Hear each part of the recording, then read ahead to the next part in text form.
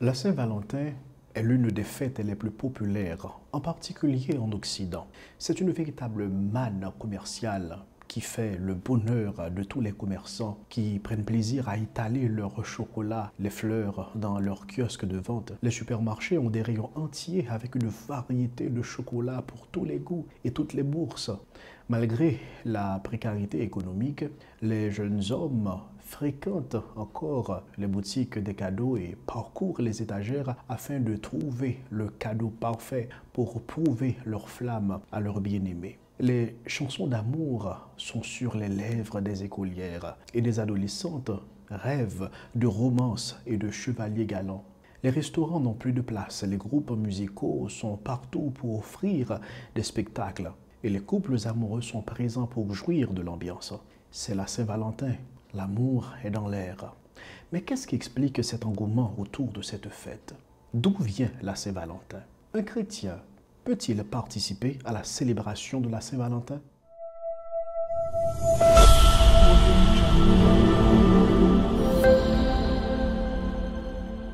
Je suis Jean-Gary Auguste et vous suivez la rubrique Parlons en famille.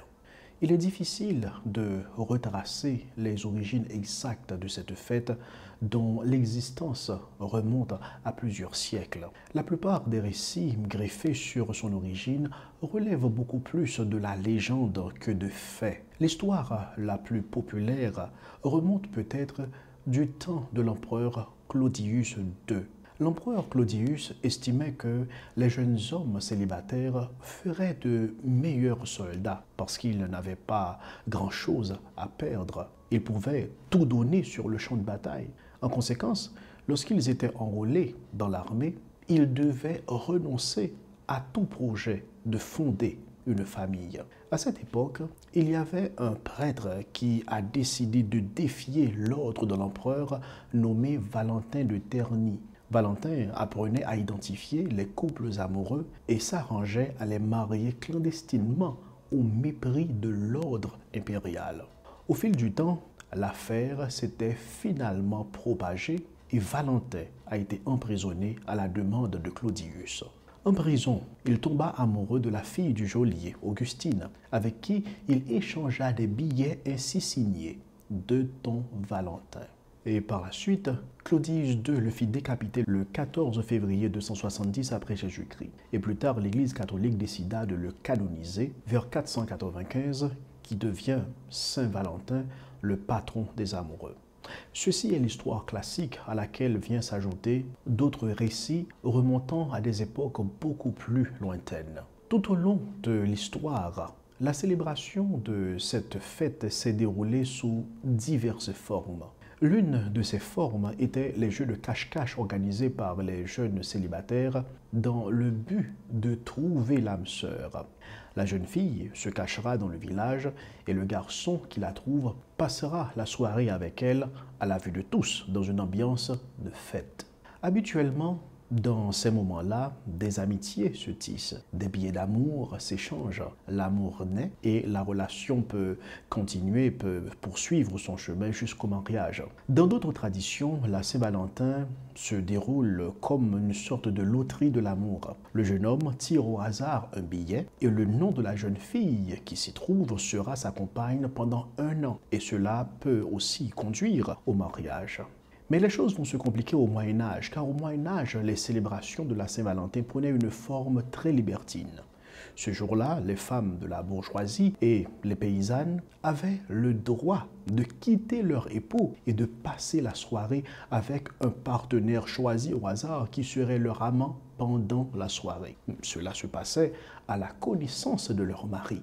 Il est rapporté que cette phrase était souvent citée par ces femmes pendant cette soirée. « Je serai à toi demain, mais ce soir, j'appartiens à mon amant. » Cette pratique s'appelait le valentinage, une contraction de Valentin et libertinage. Donc, libertinage officialisé, popularisé le jour de la Saint-Valentin. La fête a subi sa commercialisation en Europe, mais surtout aux États-Unis, avec les cartes, les chocolats, les fleurs et des cadeaux qui génèrent de gros profits et qui incitent à la consommation au nom de l'amour. Aujourd'hui, toutes les formes précédentes de la célébration de la Saint-Valentin existent toujours, toutefois, avec quelques différences. Il s'agit d'une fête spéciale qui attire surtout les jeunes en quête d'amour, qui participeront à des soirées galantes et culturelles accompagnées d'une Valentine ou d'un Valentin pour la fille. Ce sont des moments où les timides, profitant de l'atmosphère romantique, trouvent le courage de déclarer leur flamme. Vous le comprenez bien, ce sont des soirées qui conduisent parfois à des oui prématurés ou peu réfléchis. La Saint-Valentin, aujourd'hui, est aussi le jour de promiscuité. Un jour où de nombreuses jeunes filles vont prouver leur amour par un baiser ou une relation sexuelle. C'est la chance de flirter, de séduire, de provoquer, de s'exhiber et exprimer ses passions, ses envies, ses désirs. Tout fruit défendu peut être consommé au jour de la Saint-Valentin au nom de l'amour. Pour en revenir à la consommation, c'est incroyable de constater les sacrifices que font les gens le jour de la Saint-Valentin. Les hommes se plient en quatre pour offrir des présents coûteux à leurs partenaires. Il semble que plus le cadeau est cher, plus leur amour est grand. Ainsi, on n'hésite pas à vider son économie, prêter, vendre des effets personnels ou encore hypothéquer un bien pour plaire ou pour impressionner l'être aimé. Pour beaucoup d'hommes, la Saint-Valentin est une sacrée épreuve. C'est un jour maudit qu'ils banniraient du calendrier s'ils en avaient le pouvoir. Ainsi, les plus sournois provoquent des disputes et se fâchent avec leur partenaire le 13 et se réconcilieront le 15 février. Pour beaucoup de femmes, c'est le jour de la preuve d'amour ultime. Et cela se fait souvent par le biais de cadeaux. Le jour favorable de faire l'acquisition d'un objet longtemps rêvé. Les demoiselles aux nombreux admirateurs sont gâtées par des cadeaux de toutes sortes venant de tous ces prétendants. Certaines vont jusqu'à faire des exigences démesurées, notamment quand il s'agit d'admirateurs de la diaspora. Du sacrifice d'un côté et de l'exigence de l'autre au nom de la Saint-Valentin, au nom de l'amour. Considérant la célébration de la Saint-Valentin dans l'histoire et sa célébration aujourd'hui, il y a trois constants qui la caractérisent. D'abord, c'est la frivolité dans le choix d'un partenaire, le libertinage sexuel et la consommation excessive. Que dit la Bible de ces trois choses? Regardons d'abord la question de la frivolité dans le choix d'un partenaire. Le choix d'un partenaire est bien trop important pour être défini par l'euphorie d'une soirée galante. C'est très superficiel et le véritable amour est bien plus profond que cela. Nous lisons cette exhortation dans le livre des Cantiques des Cantiques. « Je vous en conjure, filles de Jérusalem, par les gazelles et les biches des champs, ne réveillez pas l'amour. Ne réveillez pas l'amour avant qu'elle le veuille. » Il faut plus d'une nuit pour construire une relation solide. Connaître une personne prend du temps pour comprendre ce qu'il y a vraiment derrière ce visage, ce costume élégant, cette robe de soirée qui brille de mille feux, derrière cette beauté gracieuse, cette coiffure glamour et ce corps de mannequin. Seul le temps, l'observation et Dieu peuvent vous aider à voir au-delà de ce qui frappe l'œil. La grâce est trompeuse et la beauté est vaine. La femme qui craint l'Éternel est celle qui sera louée. Lit-on en Proverbe 31, verset 30. En second lieu, il y a le libertinage sexuel. C'est un fait que les femmes mariées reçoivent des cadeaux d'amants secrets. Les hommes mariés trouvent des excuses pour être ailleurs avec leur maîtresse le jour de la Saint-Valentin. Car c'est le jour du tout est permis. La Bible encourage la fidélité dans les relations et le respect par le mari et la femme de leurs vœux en tout temps. Que ta source soit bénie et fais la joie de la femme de ta jeunesse. Proverbe 5, le verset 18. En troisième lieu, il y a la consommation excessive. Une femme qui exige des gâteries pour se sentir aimée est une matérialiste et ne comprend pas l'amour. Il est terre à terre de mesurer l'amour à l'aune des cadeaux reçus. D'ailleurs, les cadeaux à n'en plus finir sont très souvent une forme de pression de l'homme sur la volonté de la femme ou de la fille.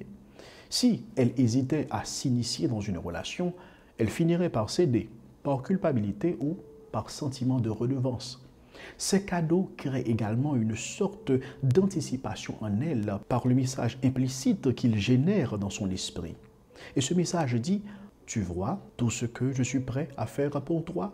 Si tu dis oui aujourd'hui, tu seras une femme comblée de tous les biens le reste de ta vie. Et pourtant, loin d'être des cadeaux par générosité ou par gentillesse, c'est un investissement. Un cadeau est un don désintéressé. Un investissement vise le profit avec des bénéfices à moyen et à long terme. En d'autres mots, les cadeaux sont souvent l'investissement de l'homme pour être plus tard dans un lit avec lui. Dans ce cas précis, un homme qui vous veut dans son lit vous y emmènera en tant que produit de consommation du fait de son investissement. Ne valez-vous pas plus que cela? Vos attentes révèlent qui vous êtes et ce que vous valez. Cependant, l'homme qui vous aime vraiment agira différemment. La conclusion est-elle de rejeter complètement la Saint-Valentin? L'idée de célébrer l'amour prend tout son sens, car l'amour est la force qui maintient unies toutes les relations. Si on regarde la définition biblique de l'amour, on dirait que c'est un engagement résolu au sacrifice en faveur de l'autre. L'amour vrai ne cherche pas à posséder, mais à donner. Il ne demande pas, mais il offre. L'amour cherche le meilleur pour l'autre. Il n'exige ni ne réclame. Il est volontaire. La preuve de son existence peut se faire par des cadeaux ou par des dons, mais ne se limite pas à cela. Il cherche à mettre en évidence les qualités et les vertus de l'autre. L'apôtre Paul nous donne sa description dans 1 Corinthiens le chapitre 13 du verset 4 au verset 7. C'est tout l'opposé de ce que le monde affirme. Voilà ce que nous dit le texte. L'amour est patient, il est plein de bonté. L'amour n'est pas envieux, l'amour ne se vante pas, il ne s'enfle pas d'orgueil, il ne fait rien de malhonnête, il ne cherche pas son intérêt. Il ne s'irrite pas, il ne soupçonne pas le mal, il ne se réjouit pas de l'injustice, mais il se réjouit de la vérité. Il pardonne tout, il croit tout, il espère tout, il supporte tout. À la lecture de cette description, on comprend que l'amour n'est pas seulement une histoire du 14 février, ni une affaire de sentiments passagers, mais l'histoire de toute une vie qui s'apprend et s'approfondit au jour le jour. Vu sous cet angle, la Saint-Valentin ne devrait pas être un fardeau économique ou une romance aveugle ou une occasion de faire une entorse à ses vœux de mariage, mais plutôt une occasion de renouvellement de son engagement à servir l'autre en recherchant son intérêt librement, réellement, sans contrainte, mais selon Dieu, son cœur et ses possibilités. Je vous remercie d'avoir suivi la rubrique d'aujourd'hui et je vous donne rendez-vous à la toute prochaine pour une autre rubrique. Je suis Jean-Gary Auguste pour En Famille.